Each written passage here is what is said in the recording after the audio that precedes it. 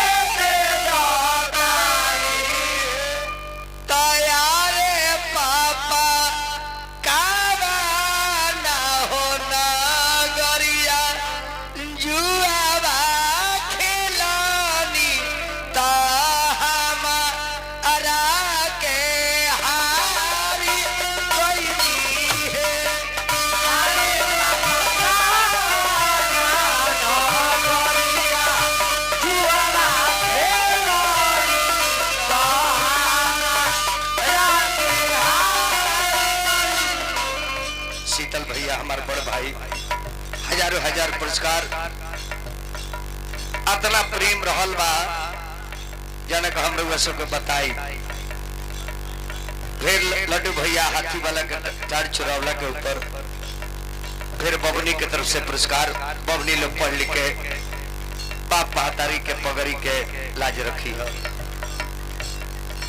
कि यारे बेटी शिवा की नगरिया जुआवा खेलानी ता गौरा आपन हारी गईली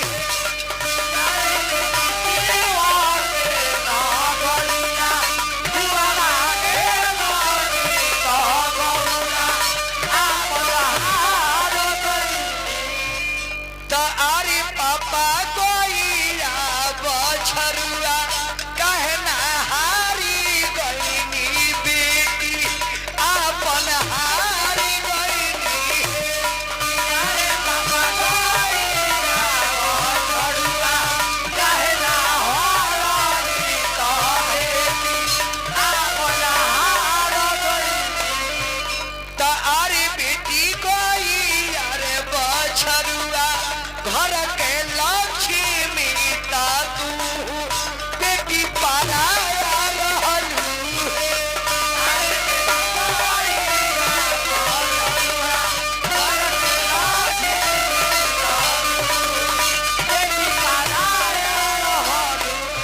पापा तैयारी पापा पीटावा पतोहिया कहना हारी गईनी धिया वे के हारी गईनी अरे पापा पतोहिया कहना हारी धिया वे के हारी तैयारे बेटी बेटावा पतोहिया घर के लक्ष्मी तानू बेटी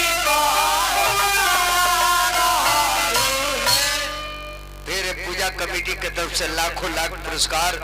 कमेटी के सब भैया लोग के बहुत बहुत शुभकामना बा।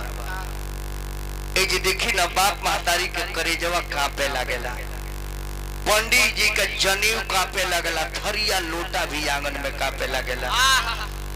यही जी बाप पूछले कि बबनी समझ में नहीं खाती का हो गई। लड़की कहली कि पापा ही का हो गई। काहे कि जब लड़की के कन्यादान दिहल जाला तो वह देखे न मारो के कलर बदल जाई। लड़की लक्ष्मी सही है, लड़की के जब कन्यादान दे तब मारो के कलर में खराब हो जाए। विधाता के का नियम बा। जितना शाम के चकपक चकपक रहेला वो चीज बिल्कुल मलिन हो जाए।